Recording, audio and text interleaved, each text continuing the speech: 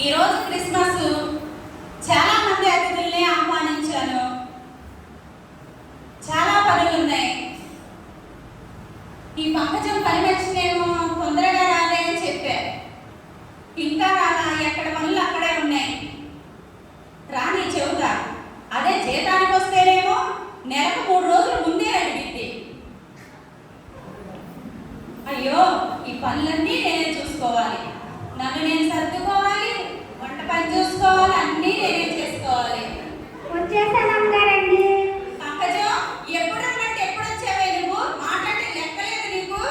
చక్కగా చేసేస్తానండి. నేను కంగారు పడుతున్నాను అమ్మగారు. త్వరగా త్వరగా వెళ్ళి పని చూడు. సరేనండి. తొందరగా, అతిథులు వచ్చే వేళ అవుతుంది.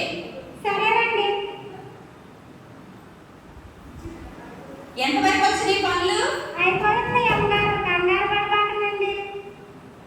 కానీ సరేనండి. చూడు, ఎవరో వచ్చి వెళ్ళి పడుతున్నారు. సరేనండి.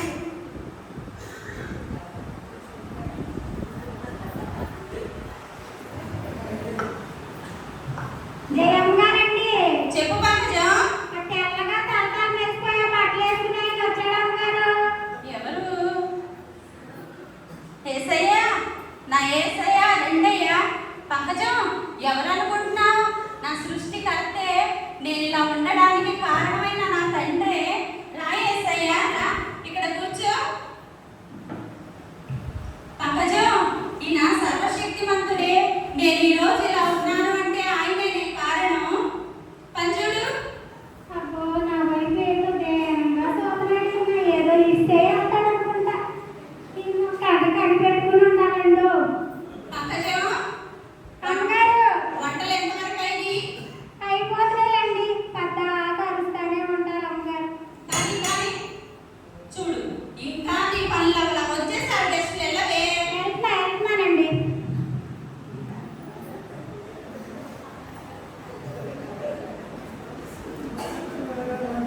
అమ్మగారు ఎవరో రంగులు వేసుకునే వాళ్ళు వచ్చారండి.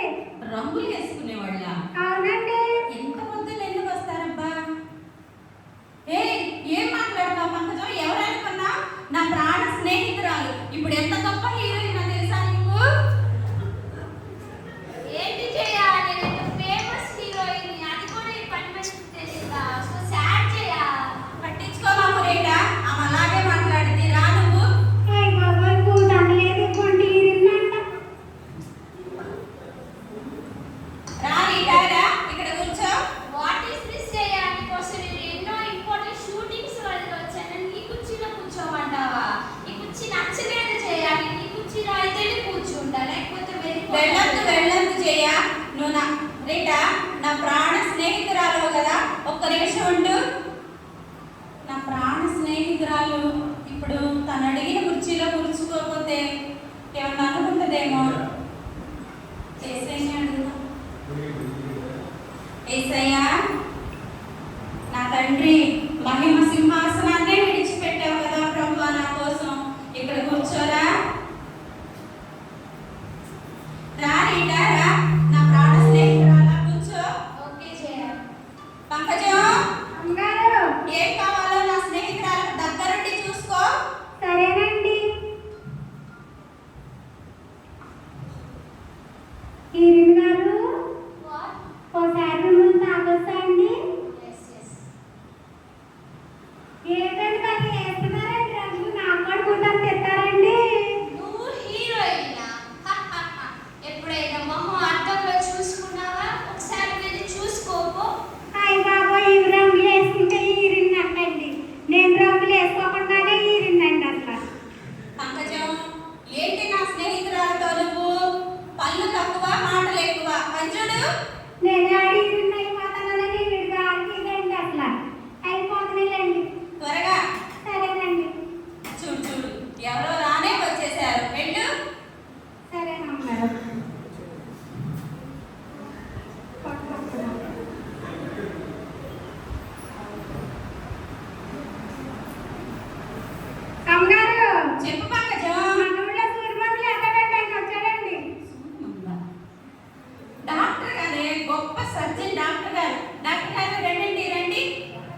హ్యాపీ క్రిస్మస్ జయ. హ్యాపీ క్రిస్మస్ డాక్టర్ గారు రండి. ఎలా ఉన్నావు? చాలా బాగున్నామండి మీ మందుల దయ వల్ల.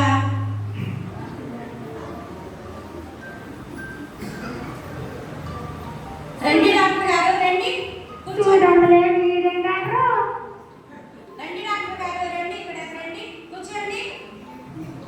నాకు ఈ కుర్చీ నచ్చలేదు జయ. ఇదే టైంలో నువ్వు నేను నీకోసం అక్కడ ఎన్నో సజ్జనాలు పెట్టుకొని వచ్చాను. నువ్వేమో అక్కడ చెబుతున్నావు. నాకు ఈ కుర్చీ నచ్చి జయ. ఈ కుర్చీలో కూర్చుంటాను నేను. జాగ్రత్త వెళ్ళిపోయాను. తెల్లదు డాక్టర్ గారు ఒక్క నిమిషం ఉండండి. అయ్యో ఇప్పుడు ఆయన అనుకున్న కుర్చీ ఇవ్వకపోతే రేపు నాకు బాగోపోతే టెస్ట్ చేయడేమో. ఒక బిల్ అయిపోయి ఒక బిల్ ఇస్తాడు. ఇప్పుడు ఎలా? ఏసయ్యా కొద్దిగా ఇక్కడ కూర్చోండి ప్రభువా. రండి డాక్టర్ గారు రండి కూర్చోండి. ఉద్యోగం జయ. పంకజం అమ్మగారు. డాక్టర్ గారు స్వీట్లు డ్రింక్స్ తీసుకోరు, జ్యూస్ తీసుకెళ్ళి నీకు. సరేనండి. సంచి డాక్టర్ గారండి. చిన్న అనుమానం అండి నాకు. అమ్మా సంచి కాదమ్మా, అంటే సజ్జలు. అదేనండి మా అమ్మగారు సంచి డాక్టర్ గారని చెప్పారండి. మరేమోనండి పొద్దున్నే కలాసు కాఫీ తాగానండి. మా వెంటనే 12 ఇడ్లీ తినేసేసానండి. మరి మధ్యాహ్నం మిగిలిన 8 మాసం అంతా తినేసేసానండి. రోజుకి 6 సార్లే తింటున్నాను డాక్టర్ గారు. ఇంకా ఆకలేదని మందేనండి ఏంటండి. అదేంటి మంగళం, నువ్వు మన జయగారు మనిషికి నీకు వెంటనే నేను కట్టుకుంటాను చెప్పు. నీకు చీటి చూద్దాం ఒకసారి. అమ్మా కడుగు రామ్మ ఒకసారి. అయ్య బాబోయ్ ఏటైపోయిందండి. గుడి కింద తిప్పా ఒకసారి. అమ్మా ఏటైందండి. ఏంటి మంగళం అసలు ఎలా బతుకుతున్నావు? నేను రోజుకి పేషెంట్స్ ఎంతో మంది ఇస్తూ ఉంటాను. నీలాంటి పేషెంట్ ఎక్కడ చూడలేదు. అయ్య బాబోయ్ ఏడు చేయమంటారండి. నీకు చాలా టెస్ట్ చేయాలి. అర్జెంట్గా రేపు మన హాస్పిటల్కి వచ్చేసి. ఆ టెక్కి ఎంత అవుతుంది ఏంటండి. డబ్బు గురించి మేము ఆలోచించదులే మంగళం. మన జయగారు మనిషి కాబట్టి ఒక 50 వేలు సరిపెట్టేద్దాం. అదే వేరే వాళ్ళకు తేలిగ్గా 2 లక్షలు అయిపోతుంది. ఎందుకు ఆలోచన? నా ఇంటికి వచ్చేసి రేపు వద్దే మెడికల్ హాస్పిటల్కి వచ్చేసి ఫస్ట్ అపాయింట్మెంట్ ఇదే తీసుకున్నాం. 50 ఏళ్ళ అండి. నా గుడి సెమిన 50 ఏళ్ళు రావు కదండి. మీ టెట్లో వద్దు మీరు వద్దులండి. 6 సార్లతో సరిపెట్టేసుకుంటాను. పంకజం అమ్మగారు ఏంటి వచ్చిన అతిథితో నీ మాటలు అన్ని డైనింగ్ టేబుల్ మీదకి తీసుకురా. అయిపోతుంది అమ్మగారు తెచ్చేస్తున్నాను. పంకజం చూడు ఎవరో వచ్చారు. సరేనండి.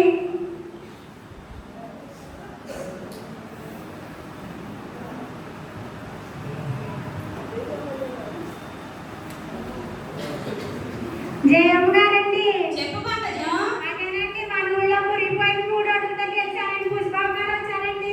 అయ్యో నీ నోటికి ఎంత అద్దు అదుపు లేకుండా పోతుంది. ఎమ్మెల్యే బుచ్చిబాబు గారే. రండి బుచ్చిబాబు గారు రండి రండి.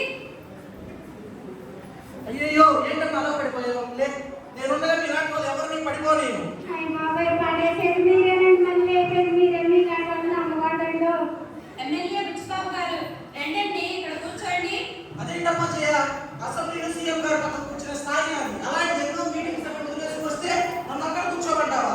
నేను ఇక్కడే కూర్చుంటా, లేదంటే వెళ్ళిపోతా. తెల్లదు ఎమ్మెల్యే బుచ్చిబాబు గారు ఒక్క నిమిషం ఉండండి. అయ్యో ఇప్పుడు వెళ్ళిపోతానంటున్నారే ఎమ్మెల్యే గారు ఏం చేయాలి? ఇప్పుడు ఈ కుర్చీ ఇవ్వకపోతే రేపు నాకు ఏదైనా అవసరమైతే సైన్ చేయడేమో. ఇప్పుడు ఎలా? ఎస్ఐనే అడుగుదాం. ఎస్ఐయా నా కోసం తండ్రి పక్కన ఉంటే భాగ్యాన్ని విడిచిపెట్టావు కదా ప్రభువా.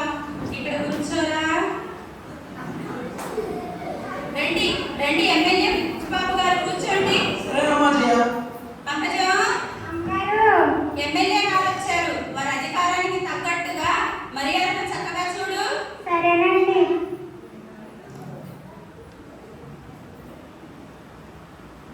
మేము కూర్చున్నామండి ఎమ్మెల్యే గారు. ఎవరమ్మా నీవు? నిన్నెప్పుడు చూడలేదా నేను? అదేంటండి ఓట్లకు వచ్చినప్పుడు మా బొడ్డోడు ముక్కు పడి చూశారండి ఎమ్మెల్యే గారు. ఇప్పుడు మేము ఎవరో తెలదంటున్నారండి.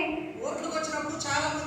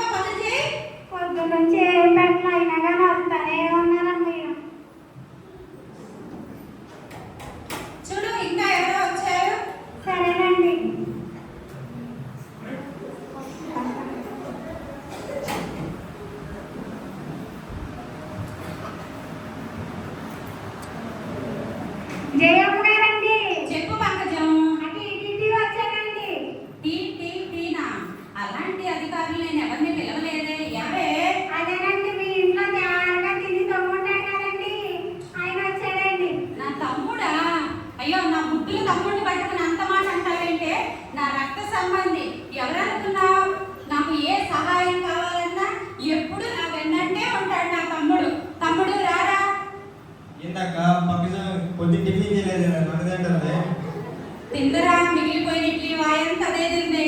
రా నువ్వు ఎక్కడ కావాలో అక్కడ కూర్చో, నువ్వు కోరిన చోట కూర్చో తమ్ముడు. ఏందక్క కుర్చీ కూడా లేదా నాకు?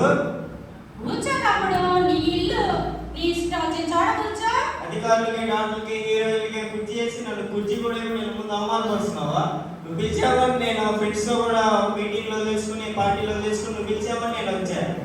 నాకు ఈ కుర్చీ కావాలక్క, లేకపోతే నేను వెళ్ళిపోతాను. ఎల్లొద్దు తమ్ముడు, ఎల్లొద్దు. నువ్వు నా రక్త సంబంధివి, నా తోడ పుట్టిన వాడవు. నీకన్నా నాకేది ఎక్కువ చెప్పు. ఒక్క నిమిషం ఉండు. అయ్యో, నా తోడ పుట్టినవాడు, నా రక్త సంబంధి, ఎన్నడూ నన్ను విడిచిపెట్టడు. యేసయ్యనే అడుగుదాం. యేసయ్యా, నా కోసం దాసునిగా రిక్తునిగా చేసుకున్నావు ప్రభువా. కొంచెం రా తమ్ముడు, రా కూర్చో.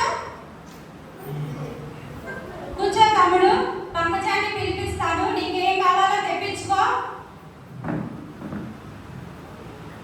పంకజం, అమ్మగారు.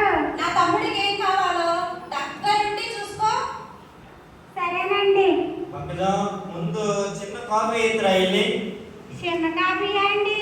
చిన్న కాఫీ ఇద్దరు. ఇంకేం కావాలని చూస్తేనే సన్నగుంటారు. కాఫీ ఎంత అడుగుతున్నారు మీరు? కాఫీ ఇద్దరా ముందు, తర్వాత డజన్ యాపిల్స్కి వెళ్ళాను, గ్లాస్ బాదం పాలు. ఆ కాఫీ తాగాక ఇది తిన్నాం. ముందు కాఫీ ఇద్దరు ఫస్ట్. అయ్య బాబాయ్, అసలు ఎన్ని పట్టానికి అదే ఉన్నా కడుపా పౌలు అదే చెరువా అండి. మరి నా నాన్నగారు సొమ్మని. పంకజం, నా తమ్ముడికి పెడతాను, నీకేంటి? తీసుకెళ్ళిపో, వాడికి ఏం కావాలో. సరేలేండి, అన్నా.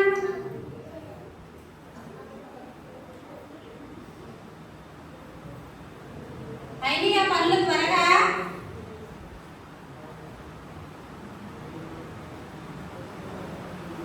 పంకజం, త్వరగా కానీ నీట్గా ఉంటాయి వెళ్తుంది. ఎక్కడ పనులు అక్కడే ఉన్నాయి. అతిథులందరూ వచ్చి ఉన్నారు. సరేనమ్మగారు, చేతగా కంగారు పడబాకండి.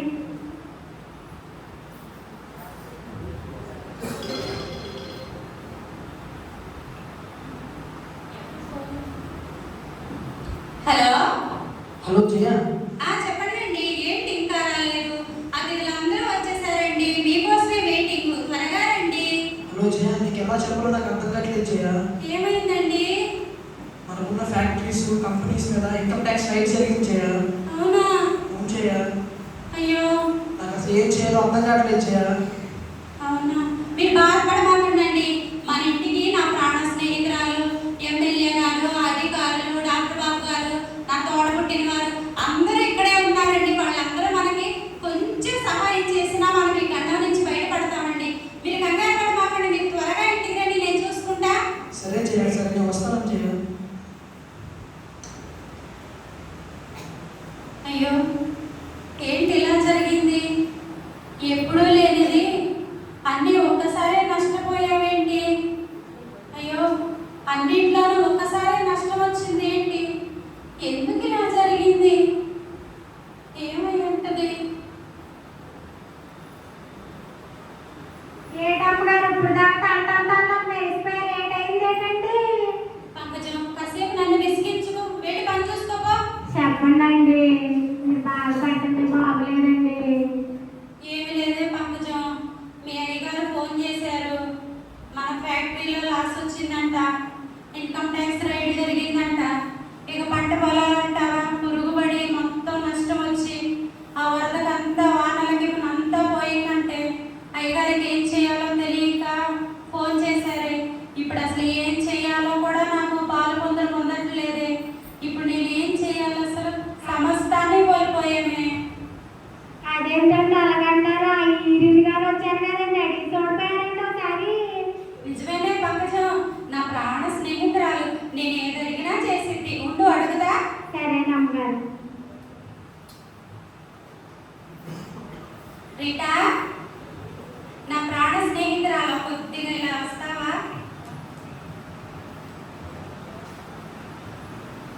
రీటా, చెప్పు జయ. కొద్దిగా ఫైనాన్స్ ప్రాబ్లమ్స్ లో ఉన్నాం మేము. ఇది తెలియకుండా కూడా నీకు ఎంత ఇచ్చానో అది నీకే తెలుసు. ఇప్పుడు కొద్దిగా ఇబ్బందుల్లో నువ్వేమైనా సర్దగలిగితే. ఒక నిమిషం.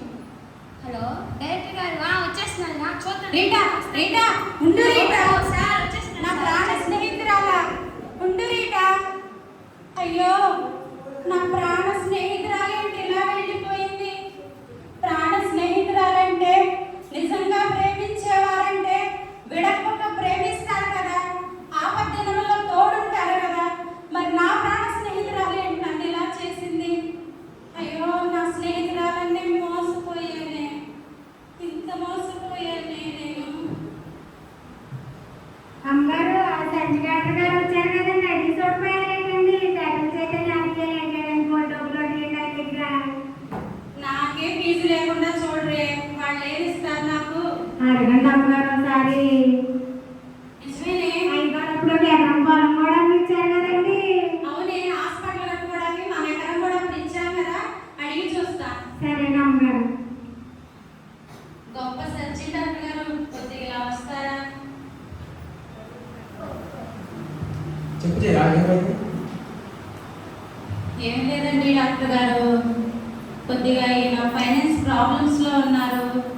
మీరు ఏదైనా కొంచెం అమౌంట్ సర్దగలిగితే వెంటనే మళ్ళీ వచ్చే నెలలో మేము మీకు ఇస్తామండి. కొద్దిగా సర్దగలిగితే ఫోన్ వస్తుంది. తర్వాత మాట్లాడుతారండి. హలో చెప్పయ్యా, యాక్సిడెంటా? ఎమర్జెన్సీ చేసా? ఎమర్జెన్సీ అయితే ఆక్సిజన్ పెట్టండి, వస్తున్నాం.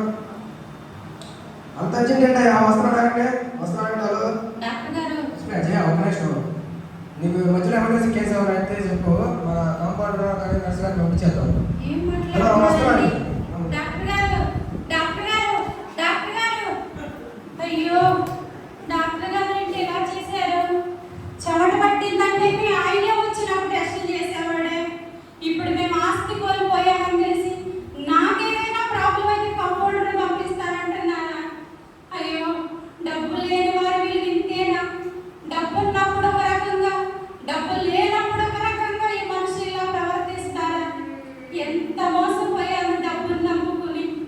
అయ్యో ఏంటి ఇలా జరుగుతూ ఉంది? అమ్మగారు బాధపడతా ఉండండి. ఎమ్మెల్యే గారు ఉన్నారు కదండి, పుష్పం గారు. ఆయన అడగండి అమ్మగారు, మన మురిపోయి శాలంపట్ల తొక్కేశారండి ఆయన. అవునే, మన ఎకరాలు వేసినా కానీ ప్రస్తుతానికి గండం గట్టెక్కుతామే. అడిగి అడిగి చూస్తా. ఎమ్మెల్యే పుష్పబాబు గారు, కొద్దిగా ఇలా వస్తారా? చెప్పమ్మా. ఎమ్మెల్యే గారు, ఈయన ఫోన్ చేశారండి. ఈయన తెలుసు మీకు ఎంత సహాయం చేశారు. మీరు ఎలక్షన్లప్పుడు ఆయన నిద్రాహారాలు మానుకుని మీ వెంటే ఉండి మీరు గెలిచే వరకు కూడా ఎలా పోరాడారు. అవునమ్మా, నా గెలుపులో ప్రధాన పాత్ర మీది. డబ్బు కూడా మీకోసం ఎంతో ఖర్చు చేశారండి. అవునమ్మా. ఇప్పుడు కొద్దిగా మేము ఫైనాన్స్ ప్రాబ్లంలో ఉన్నాం.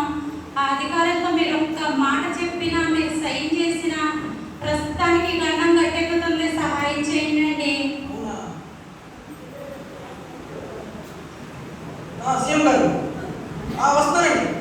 వస్తాం. ఎమ్మెల్యే పుష్పబాబు గారు, చూద్దాం చూద్దాం ఎమ్మెల్యే పుష్పబాబు గారు.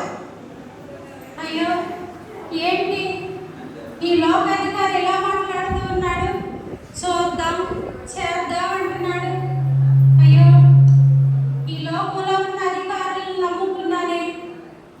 ఈ అధికారితో నేను ఏ పనైనా చేయించుకోవచ్చు అనుకున్నానే. కానీ ఈ అధికారి నా విషయంలో కూడా సహాయం చేయలేకపోయాడే. అయ్యో ఒకరి తర్వాత ఒకళ్ళు నన్ను ఇలా మోసం చేస్తూ ఉన్నారే. అందరినీ నమ్ముకుని నేను ఎంత నష్టపోయాను.